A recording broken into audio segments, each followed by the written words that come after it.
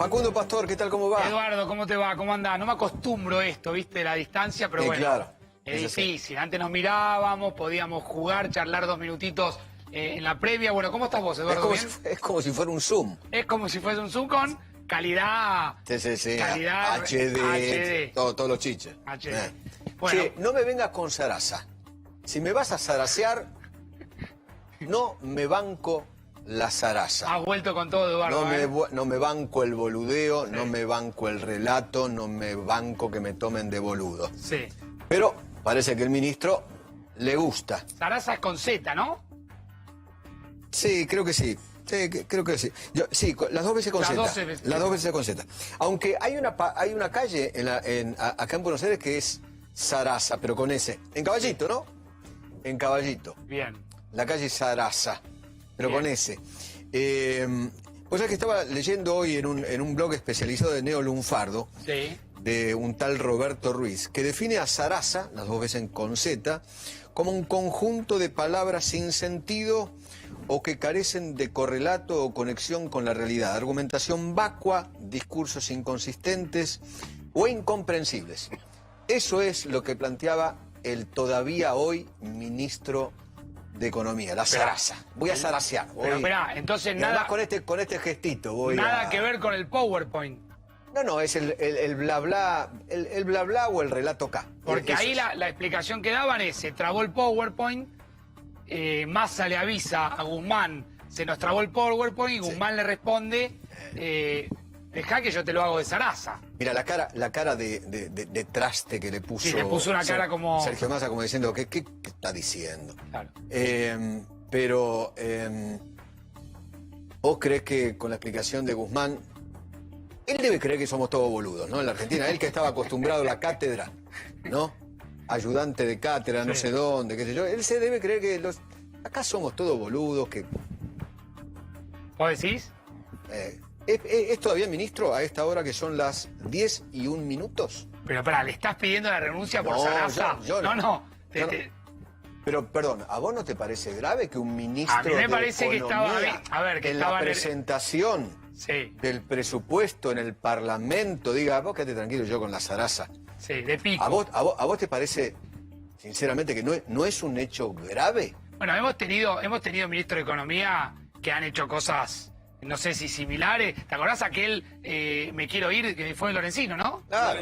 Lorenzino, Me quiero ir, cuando las cámaras quedaron prendidas. 2003. 2013, ¿no? 3. Y fíjate que el nerviosismo de aquel momento era por la inflación. Claro, la periodista osó preguntarle por la Por la inflación. inflación. Dijo, no, disculpa, me quiero quiero ir. Me quiero ir. Sí. Pero bueno, qué sé yo. Es un día complicado. A ver, te paso al tema salud. La verdad que me sorprende la cantidad de datos. Está con nosotros Claudio. ¿Cuáles? Perdón, los datos mentirosos del gobierno. Bueno, ahora vamos a hablar de eso, porque hoy te escuché mencionar el tema de la cantidad de muertos, ¿sí? Que es otro de las discusiones que me parece, digo, interesante. Ya está Velocopí con nosotros. Claudio, ¿cómo te va? Gracias por estar esta noche. Hola, Claudio. ¿Cómo estás? Bueno. ¿Qué tal, Eduardo? Hola, Claudio. Gracias por preocuparse tanto por lo que tuve, mi enfermedad. Gracias por estar tan atento como uno de los directores. Lo mismo que Gaby Ochman, usted, Gaby Ochman, tan atentos y tan preocupados por mi salud. Así que como miembros del directorio de este canal, ¿no? No, un gusto y que estés otra vez fuerte acá. Volvió enérgico. Enérgico. Está muy bien. Está bien, pero Feynman es así, es Eduardo, es su sello. La verdad que hablábamos con Claudio en la previa, mientras te escuchábamos, Eduardo, terminando el programa, lo preocupante que empiezan a hacer algunas cifras de algunas provincias, ¿no? Sí, claro. Hoy hablábamos con la gente de Rosario, está explotando Tremendo. Rosario, o sea, toda la provincia de Santa Fe también. Sí. Córdoba. Córdoba, está Mario Negri con nosotros esta noche acá en el estudio, que le agradezco muchísimo a Mario que esté acá. Vamos a tomarnos un rato largo, hacía tiempo que lo quería entrevistar tranquilo, escuchándolo, intercambiando ideas, y hablábamos de Córdoba, ¿no? Yo pienso que cuando uno ve las cifras, Santa Fe, Córdoba, ve que ya está por debajo, Eduardo, de la ciudad de Buenos Aires. Bueno, ahí es donde empezás a preguntarte ¿en qué momento termina esto? ¿En qué momento termina esta Hoy hablaba pesadilla? con el ministro Quirós, no sé si Claudio Velocopite está de acuerdo con esto, pero él ya me planteaba que digamos, el pico de la montaña en la ciudad de Buenos Aires solamente, ya lo estamos viendo atrás. Sí, claramente nosotros estamos viendo, viste, siempre decíamos que el pico siempre se iba a conocer una vez superado, Claro. era toda una aventura, y la realidad es que tenemos ya varios días de manera consistente, no solamente bajando la cantidad de casos, sino sintiendo, en definitiva, en toda la cantidad de consultas y demás que se están dando en Capital, un alivio, ¿no?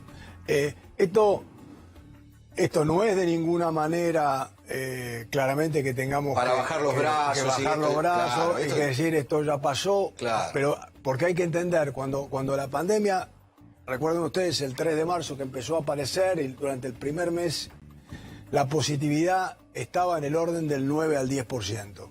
Y eso se fue prácticamente al 50%.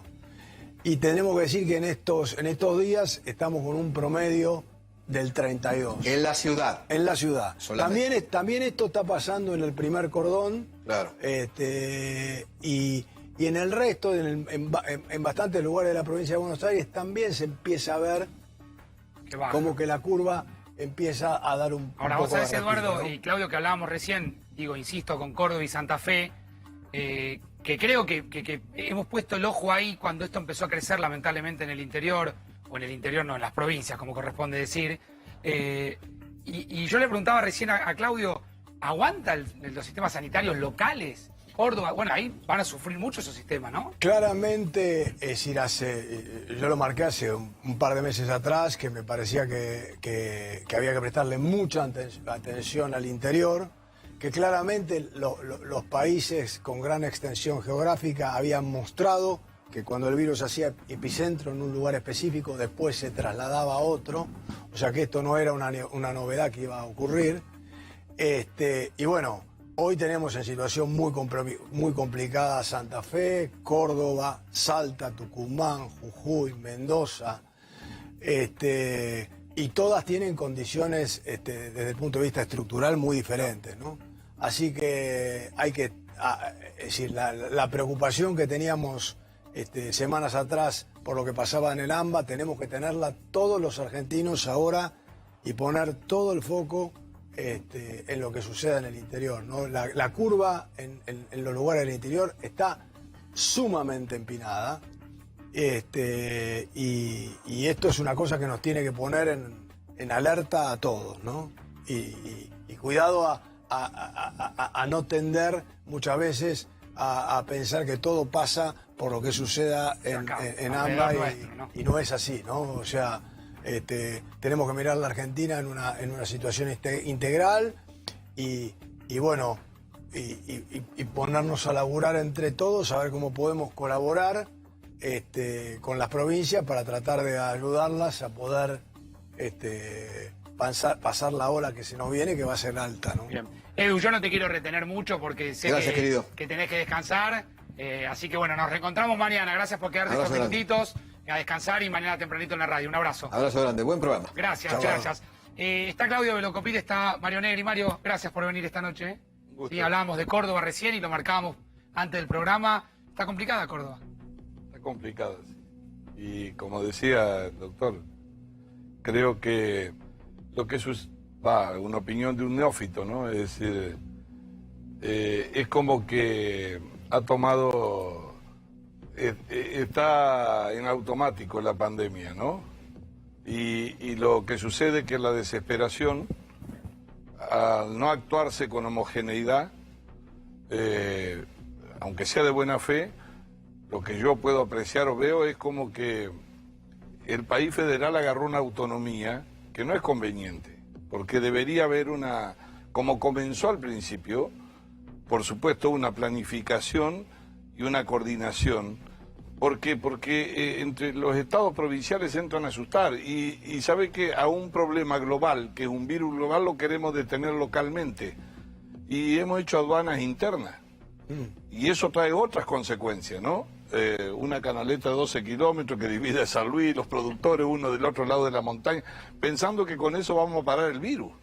Y en realidad la energía se agota y la gente reacciona mal y estalla más. No sé si el doctor coincide, pero yo creo que mi impresión, si yo le diría, si hablara con el presidente, le diría, mire, siempre a las provincias le dieron autonomía para decir, bueno, pero guarda que ahora cuando la curva crece es como que la dejamos en automático, ¿no? Bueno, el virus en automático va por todos lados, se mete en un pueblo, sale en el otro y un intendente quiere detenerlo. Es imposible eso, ¿no? Bueno, es decir, yo planteé de entrada que había que tratar de dejar totalmente la política en un costado, ¿no? También es cierto que si en su momento quizás desde el Ejecutivo se hubiese definido tomar el toro por las astas, es decir, yo defino quién cierra, quién no cierra, sin consulta, se hubiesen quejado quizás en ese momento los gobernadores diciendo me quitan la autonomía, yo tengo que definir. Entonces, bueno, está claro que hubo lugares que se flexibilizaron en exceso durante el momento de que el virus estaba muy presente y que es muy difícil porque evitar la circulación porque los camiones iban al interior, por más recaudos que se tenían que tomar, había tránsito interno, o sea que, pero bueno, de todas maneras me parece que la situación es, hoy ya no podemos mirar para atrás, sabemos que tenemos provincias que están con una positividad enorme, con una curva muy empinada, y bueno, ahora tenemos que ponernos a trabajar todos, sector público y privado, y ver cuál es el mecanismo, las cosas que podemos hacer para aquellos lugares donde se complican, tratar de dar los apoyos que se puedan hacer, ¿no? Ahí vuelvo con Mario y obviamente vamos a hablar de política, del presupuesto, ya está Spillman también. Y me llamó la atención, Claudio, que cuando entraste, te sentaste, estás serio, preocupado como seguramente todos, y le preguntaste a alguno de los compañeros cómo están viviendo esto. Es una situación por momentos se hace interminable, como una pesadilla de la que no despertamos más. Esto es una situación, esto es desesperante, yo lo dije, es decir, y me parece que está marcado el primer día que yo, es decir, cuando se dicta la cuarentena, en una entrevista que yo hago con Infobae, yo describo que vamos a entrar a una guerra, todos me tomaron por loco, y la realidad es que es una situación tremendamente dramática, angustiante, espantosa por donde se lo mire, donde vamos a salir muy lastimados desde todos los aspectos sociales, los aspectos económicos, es los propios derivados de la gente los sociales, los vinculares. La cantidad de fallecidos, que es gigantesca, más allá que podamos hacer análisis matemáticos comparativos con otros lugares. Para quien perdió un familiar no hay análisis matemático que valga. El cansancio de todos los que laburan todos los días, que han visto roto su esquema de vida. Es decir, esto es una situación espantosa que encima de todo a todos nos agarra muy cansados, ¿no? En aquella entrevista habías dicho vos, esto es una guerra. Es cierto, muchos dijeron es exagerado la expresión. Pasó con otras voces también que se han escuchado. Pero al tiempo yo te seguí y de hecho una vez nos cruzamos por acá y te dije, Claudio, quiero tenerte una noche en el programa. Pero al tiempo dijiste, ya más acá en el tiempo, esta es una guerra que vamos a perder. Es lógico, es una guerra que está perdida. Si vos fijate, estamos al borde de los 14.000 muertos, es decir, una cifra tremenda. Que estamos ya, como digo yo, acostumbrados a ver todos los días lo que se informa y ya nos sorprende, pero es tremenda, porque si yo les hubiese dicho el primer día que íbamos a tener 14 muertos, todos se tiraban por la ventana, 14.000 muertos, todos se tiraban por la ventana, es decir, es una cifra espantosa. Tenemos la economía hecha triza, ¿no? Porque la verdad que es una cosa que se metió en todo el formato de vida de la gente y por supuesto entonces afecta a la economía. Entonces esto se perdió. El tema es, como yo lo dije durante todo este tiempo, bueno, es tratar de ver de qué manera lo perdemos por la menos cantidad de goles posible, ¿no? para hacer un ejemplo del fútbol, que todos lo entienden, pero no hay lado bueno acá, ¿eh? Es decir, no hay lado bueno. El que esté pensando que le va a encontrar un lado bueno a esto es un maniático, ¿no? Y acá esté diciéndole, contándole a la gente que vos desde el comienzo también batallaste un poco diciendo que no se meta la política, a ver, que se entienda bien lo que quiero decir, que si se mete la política, que no se cruce la grieta con la pandemia, porque eso es un desastre. Un desastre, arrancamos bien y bueno, después se generan las distintas diferencias que me parece que en un momento de semejante magnitud no se tienen que ni poner sobre la mesa, ¿no? O sea, me parece que no hay manera de estar hoy más juntos todos los argentinos que nunca para ver cómo salimos de semejante despelote y cómo transitamos esta recta final de lo que nos queda. Bueno, pero hablas de una recta final, Claudio. Sí, yo creo como... pese a digo, que, la parte negativa está clara, pero digo, para adelante, ¿qué ves? Yo creo dos cuestiones, ¿no? Que claramente y esto lo tenés que ir mirando porque tenemos dentro de todas las desgracias la posibilidad de que nosotros estamos pudiendo ver la película que va sucediendo en países donde el virus aparece primero, ¿no? Entonces, estamos llegando a que la curva se comience a aplanar y podemos pensar que esto en las próximas semanas tiene que ser una tendencia, con lo cual la posibilidad de convivir con el virus se va a hacer una posibilidad mucho más concreta, y eso es una cosa que tenemos por delante. Y la otra cosa que tenemos por delante, que yo insisto y que creo que todos la tenemos que tener presente, porque eso nos da fuerza para poder continuar y para poder seguirnos cuidando, ¿no? Que es que alguna de las 9 vacunas que tenemos nosotros en el mundo en la etapa final den resultado y bueno, esto en definitiva traiga una solución definitiva, claro, para que todos podamos recuperar la vida. Que nos haga volver de alguna manera a nuestra vida. Acá lo quiero sumar un poco a Mario. Ahí Claudio permanentemente habla de entre todos, dice entre todos. Yo siempre pensé cuando arrancó esto, yo soy un antigrieta, soy militante antigrieta. Lo he planteado en varias veces, en algunas editoriales, en los programas. Yo pensé que esta pandemia nos iba a unir, que iba a lograr una suerte de construcción colectiva, que es entre todos que Claudio marca.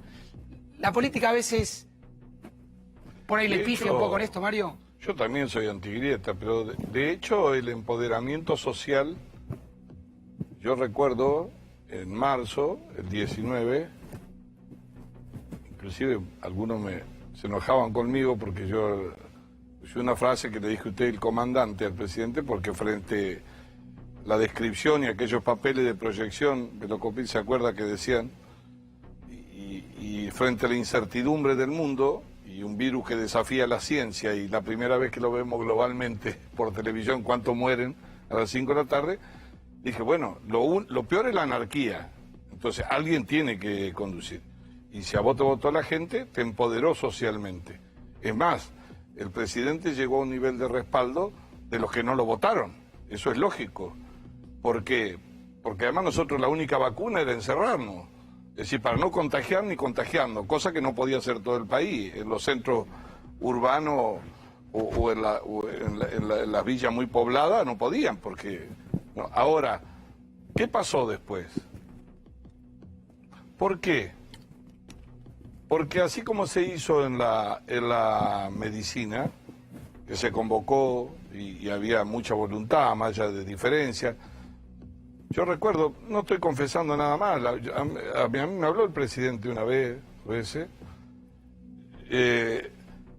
recuerdan ustedes que al principio yo creo que hubo dos errores, una que es propia de los argentinos, que a veces creemos que somos cachito campeón de corriente, siempre nos andamos midiendo y comparando si vamos primero mejor que el otro. Entonces eran los viernes de la filmina, entonces yo medía y me comparaba con el otro. Y en realidad él lo ha dicho muchas veces, la cuarentena que nos salvó al principio de muchos muertos fue preparar para que 100.000 personas no fueran a la misma hora a buscar la misma cama al sanatorio del doctor. No la iban a encontrar. Y preparar un sistema de salud. Pero después dijo el presidente un tiempo, no, yo por la salud, la vida, no la economía. Y claro, es muy difícil, ¿quién se va a oponer? Pero la verdad es que iba en simultáneo, porque la economía también mata y te empuja después. Entonces yo una vez le dije, ¿por qué? Acá hay que convocar en forma simultánea a pensar la pospandemia. Siempre hay que escuchar más voces, aunque yo discuta, y más frente a la incertidumbre de lo que no conozco, ¿no? Y un país vulnerable económicamente y que se iba a agravar, porque vos ya tenías los datos del mundo. 170 países iban a crecer y 170 países se desmoronaron. El virus atropelló a la economía, atropelló a la ciencia, atropelló todo. Bueno, yo creo que ese empoderamiento social después fue cambiando los ejes y las prioridades. Entonces empezamos a discutir sobre temas que no digo que sean o no importantes. El tema es si es el orden de prioridades de la responsabilidad del Estado, del gobierno. ¿La oposición tiene responsabilidad? Por supuesto que sí. Pero ¿quién tiene más? El que convoca, el que te llama. ¿Quién le podía decir que no en el medio del virus, del miedo, de la pandemia, de la incertidumbre, si el presidente convocaba a los dirigentes gremiales, por supuesto, a la universidad, lo que quiera, las fuerzas políticas, porque así funciona la democracia, y le dice, señores, a ver, por encima de nuestra diferencia, esta es la agenda la que tenemos que pensar. Ahora, si yo en el medio de eso te cambio la agenda y te traigo a vos, nos pongamos a discutir de pera y manzana mientras la gente se muere, empieza a agrietarse eso. Claro, claro. Y a la grieta ahora le han puesto una estaca al medio, para que no se cierre. ¿Qué tenemos que discutir? ¿10.000 millones en la reforma judicial ahora? Eso. Someternos a eso. ¿Esa es la prioridad de nosotros? No, no es la prioridad. ¿Podía esperar? Sí, podía esperar. Entonces en el acto comienza la memoria, el pasado, la sospecha y obviamente estamos en un país como que le han pegado un hachazo al medio, ¿no? Y en el medio de eso con un virus que no existía antes, ¿no? Entonces tenemos incertidumbre de pandemia, economía deshilachada y un mundo que sabemos que aunque nosotros no querramos nos va a pasar por encima, en desarrollo, en ciencia, en educación. Y con esto concluyo. Mira, leía el otro día un filósofo que dice una cosa cierta. Dice, yo pensé que dentro de 10 años, 6 años más o menos en el mundo el teletrabajo iba a avanzar tanto. Y me di cuenta que se adelantó con la pandemia y hay 2.300 millones de personas en el mundo que han tenido que trabajar así. Entonces, acá van a cambiar muchas cosas. Va a cambiar el perfil, Entonces, creo que nosotros tenemos que levantar la mirada, no mirarnos el ombligo. No está el mundo mirando a la Argentina. Es a la inversa, nosotros tenemos que mirar al mundo para saber qué hacer. Me quedé pensando, Mario, con esa confesión de que usted habló con el presidente. Habla con No, Máximo. hace mucho. Después le voy a preguntar, ¿habla con Máximo Kirchner también? Después me lo contesta. Ahora me lo contesta. Claudio, yo quiero volver sobre este punto. ¿Faltó un poco de construcción colectiva? Digo, tuvimos esos 20 días de homenaje, de donde parecía la Argentina unida. Salíamos a las 9 de la noche, aplaudíamos, destacábamos hasta el barrendero, a los y nos duró 20 días. Bueno, es decir, la gente tiende a cansarse, ¿no? Eso es un tema, ese es uno de los temas más difíciles para todos los actores del sistema de salud entenderlo, ¿no? Porque hay dos realidades muy distintas. Una, la que se vive adentro de los hospitales, de los sanatorios, en las terapias intensivas, en las ambulancias. ¿Qué se vive ahí? Pero un nivel de máxima tensión. Es decir, el nivel de estrés es máxima tensión, porque, como yo repito, toda esta gente está preparada, estudiado, tiene la vocación de salvar vidas. Ahora, nunca se prepararon para correr riesgo su propia vida. Y eso hace cambiar absolutamente. O sea, hoy un terapista entra al hospital tiene a jugársela. Y se la juega. Y sabemos, es decir, están en los antecedentes, la cantidad de infectados, inclusive fallecidos. Es decir, pero nadie pone un reparo, porque lo que hay que decir claramente, ¿no? Que no ha habido reparos de las instituciones, del personal, todos han puesto todo, ¿no? Entonces, a veces, cuando uno ve a la sociedad en general, la política en particular, estar discutiendo, peleándose, es decir, los ve como desde el lado de lo que pasa en un sistema de salud. Bueno, estos muchachos están discutiendo en el Titanic, ¿no? La gente dice, mirá lo que estamos nosotros viviendo acá todos los días, ¿no? De un lado y del otro, porque, es decir, acá, y yo lo dije abiertamente, cuando decían, qué mal está que la oposición haga marchas en el pico de la pandemia. Y yo dije claramente, está mal, no es el momento de ir a hacer marcha. También está mal que el gobierno lleve una ley que sabe que va a poner la gente en la calle. Entonces, ¿qué esperaban los actores del sistema de salud?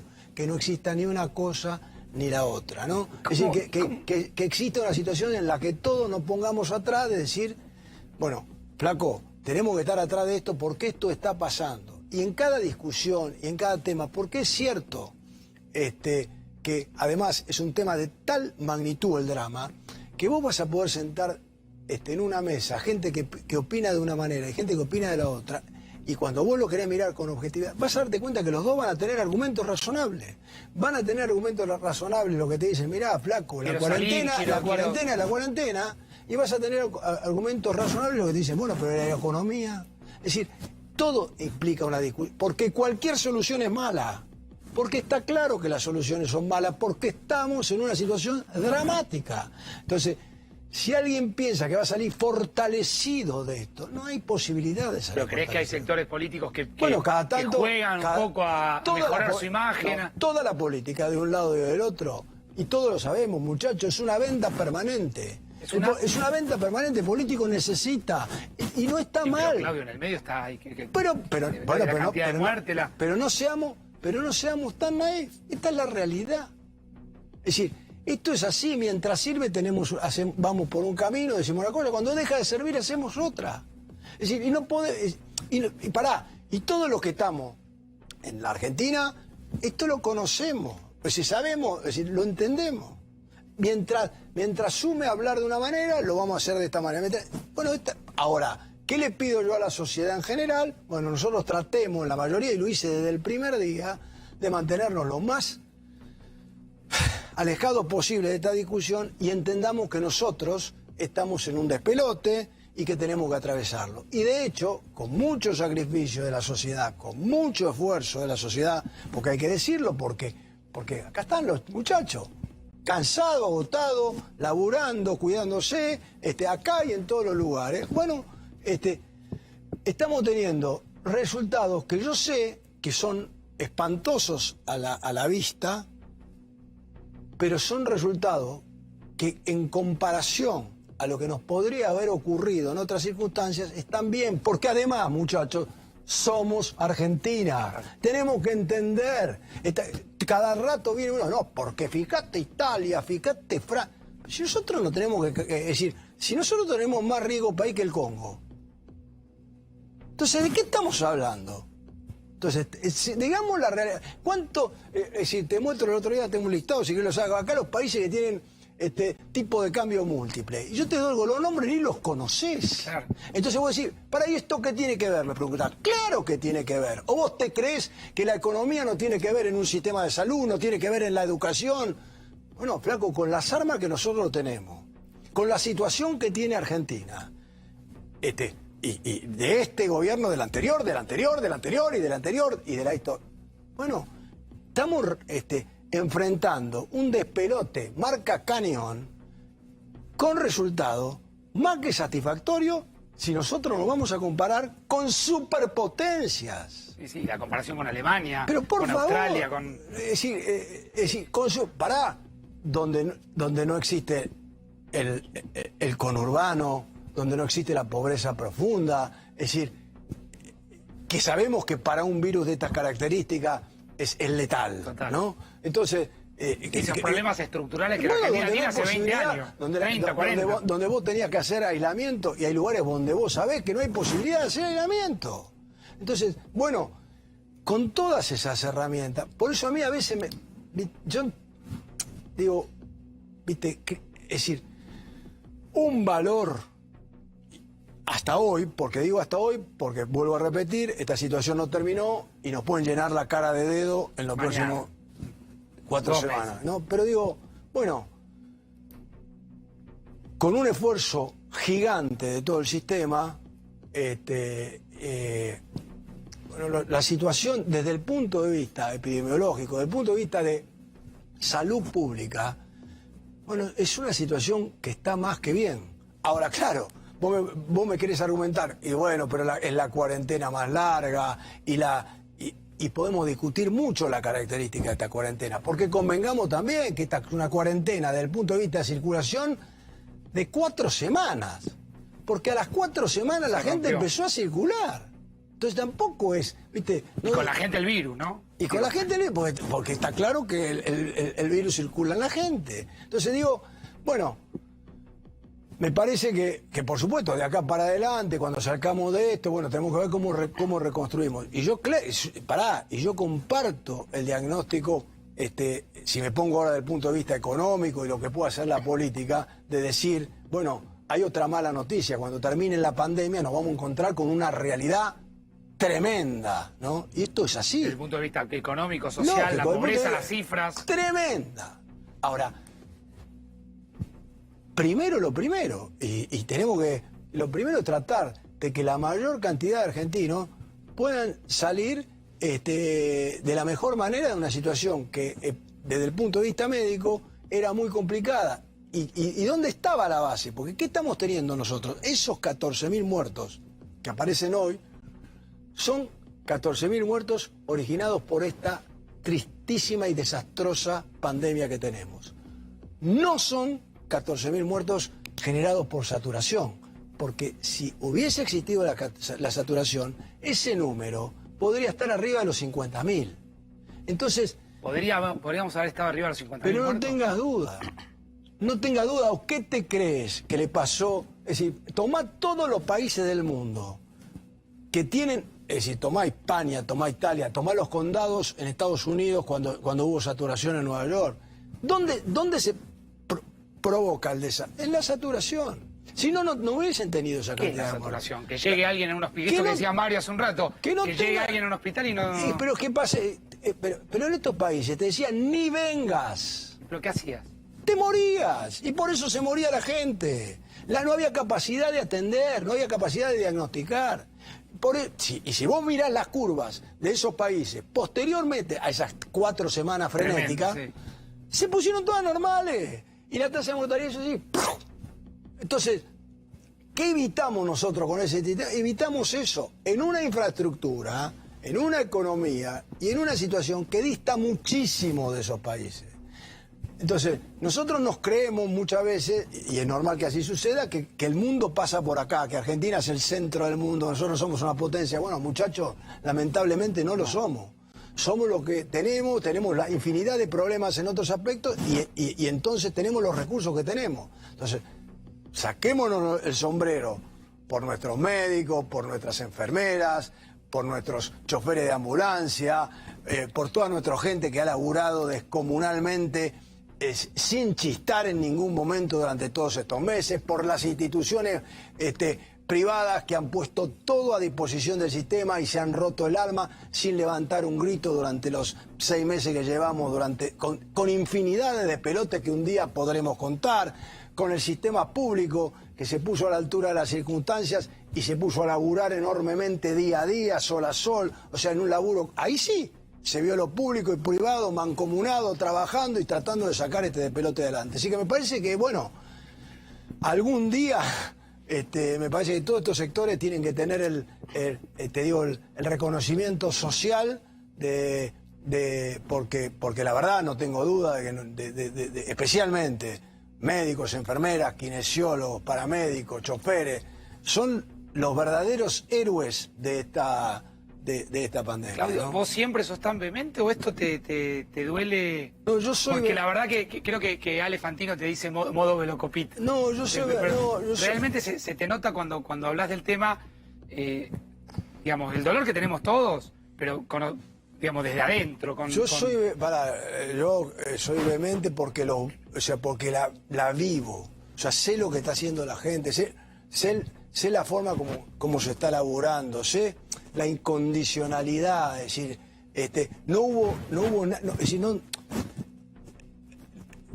se puso todo, es decir, todo, todo. Y muchas veces hemos tenido nuestros problemas, muchas veces hemos tenido nuestras dificultades, pero sin embargo, primero que hay que hacer todo de lado, pero todo de lado. Primero resolvamos, un día vamos a hacer, yo creo que se van a hacer infinidad de historias de esta pandemia, pero hay las cosas que hemos tenido que vivir, es decir, las primeras semanas, el necesitar, el ir a buscar cosas para equiparse, cosas que no había, que no se tenía. Los aviones que te los desaparecían Yo quiero hablar también, en un ratito, quiero reservarme un pequeño capítulo del tema vacunas. Quiero saber bien cómo va a estar la Argentina parada frente a eso, qué va a pasar con las patentes de las vacunas. Hoy Alberto Fernández habló en su alocución ahí en Naciones Unidas a propósito del tema de las vacunas. Ya vuelvo, Claudio, hablamos de ese tema. Hay una información urgente que tiene Spillman de política, vamos.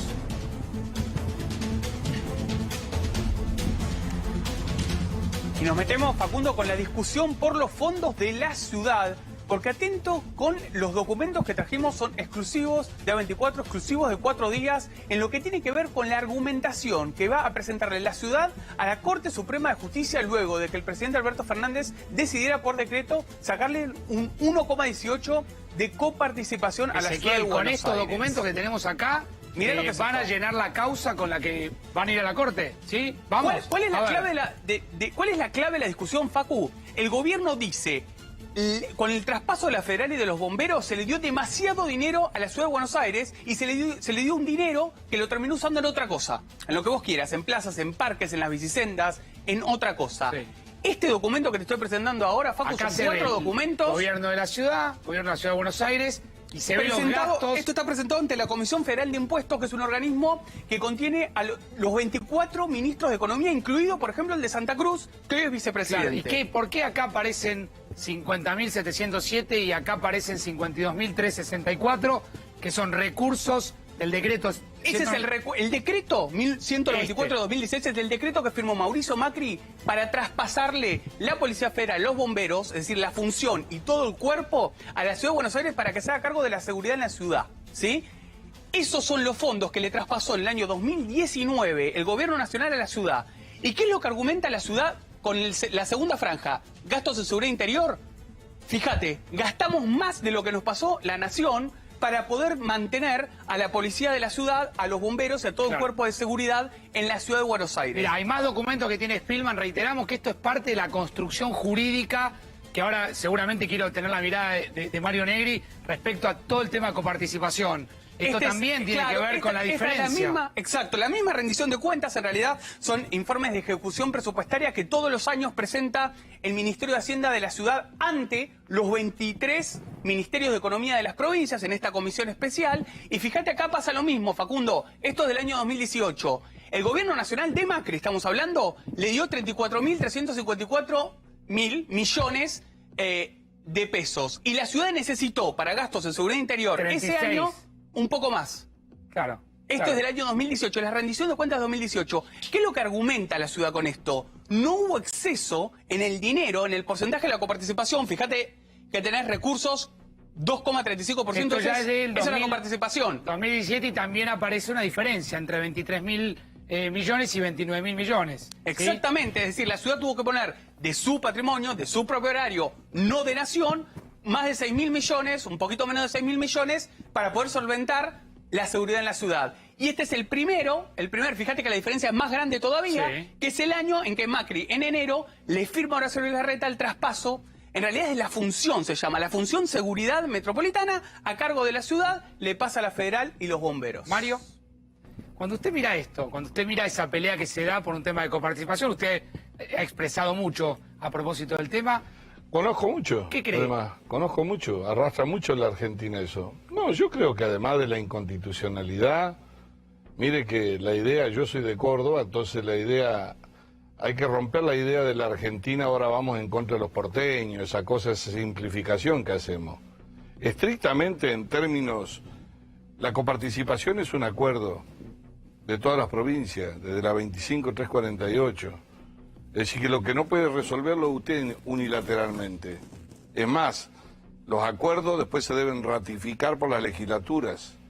Y así fue el consenso fiscal, el último, donde se ratificó el acuerdo de los pasos de la nación. Y ahora esto que acaban de mostrar es la evidencia más clara que en el CFI, el Consejo Federal de Impuestos, participan todos los gobiernos provinciales con su ministro de Economía y a donde se rinde cuenta. Pero además tuvieron una pelea muy grande en su momento, porque ¿cuál era el monto? ¿Cómo hacía para controlarse? Creo que en el 2016 inclusive tuvieron que devolver algo de plata a la nación. Independientemente de que a mí me guste Buenos Aires, no me guste, pasaría con cualquiera. La discrecionalidad es el peor enemigo, y más en el manejo de los recursos, porque le podría pasar a cualquier otra provincia. ¿Usted cree que acá hay una cuestión de venganza política? No, es lo que yo creo, en relación a lo que yo acabo de escuchar y que yo comparto. ¿Usted cree? Esto era como esa pelea de barrio cuando querían dividir el AMBA con la ciudad, ¿no? Y entran 3 millones de personas por día arriba de un ómnibus y le medían si se habían contagiado a la Plaza de Mayo o era esa estupidez inmensa.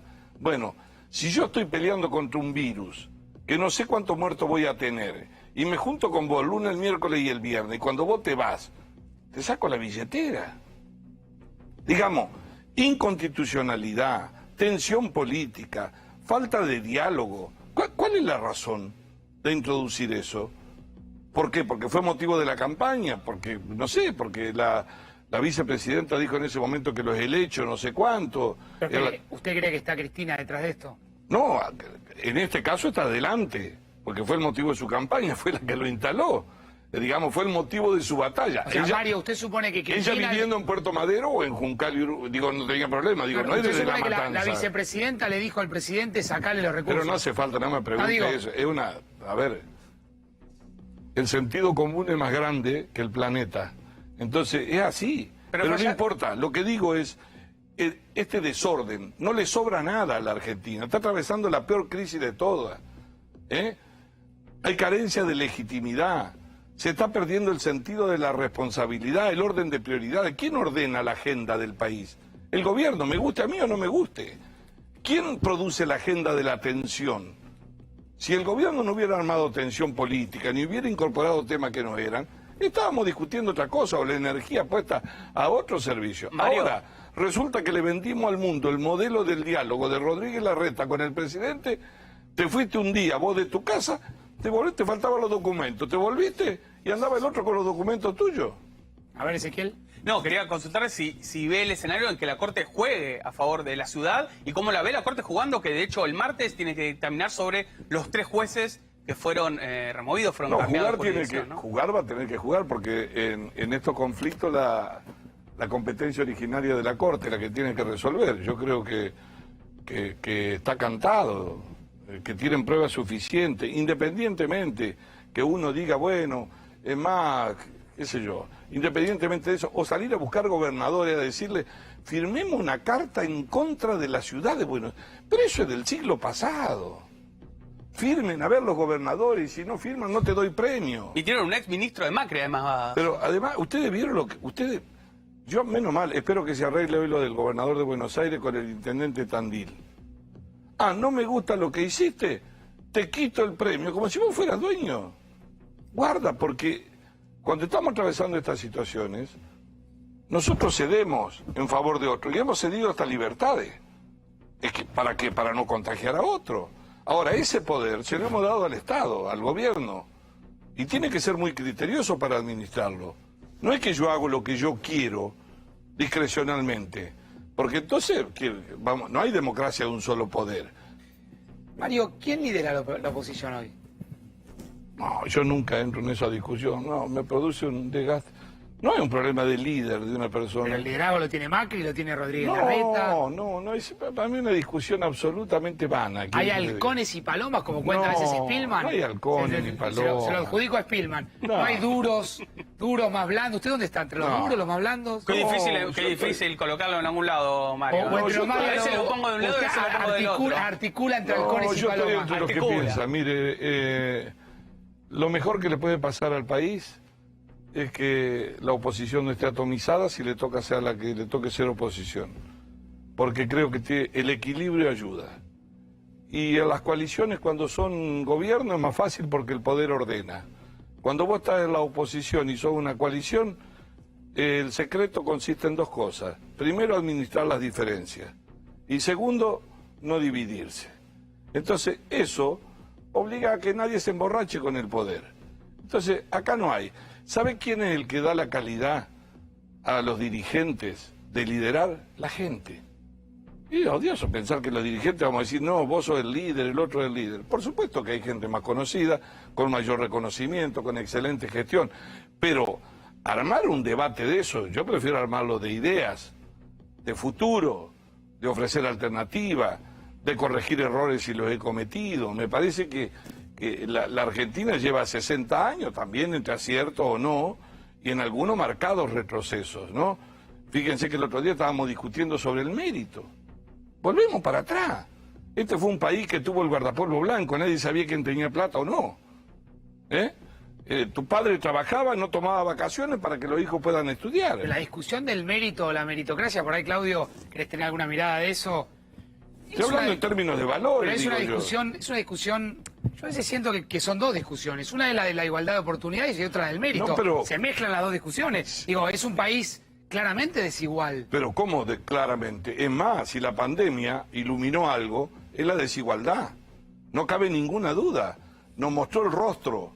Nos mostró el rostro al principio, quien sabe más que yo de eso, la pandemia de la gripe española, no existían esos centros, esos conglomerados en países como el nuestro. No se notaba tanto. Ahora hay centros de mucha pobreza, inmenso, en un país que cuando terminemos cada 2 uno va a ser más pobre que el otro, obviamente que es muy alto. Ahora, no es incompatible. ¿Cómo va a decir que es incompatible? Yo hablo del mérito en términos de valor, en términos de lo que... A ver, mi padre tenían una pequeña fábrica, eran de familia, mi madre docente, y no tomaron vacaciones, fuimos a estudiar 6 hijos. Y empezamos a trabajar. Yo hablo de eso, de la idea de ascenso social, de progreso. Por supuesto que vos tenés que darle una base de igualdad, que fue lo que caracterizó a la Argentina durante muchísimos años. Ahora, no vivamos de la nostalgia. Nosotros tenemos que pensar hacia adelante.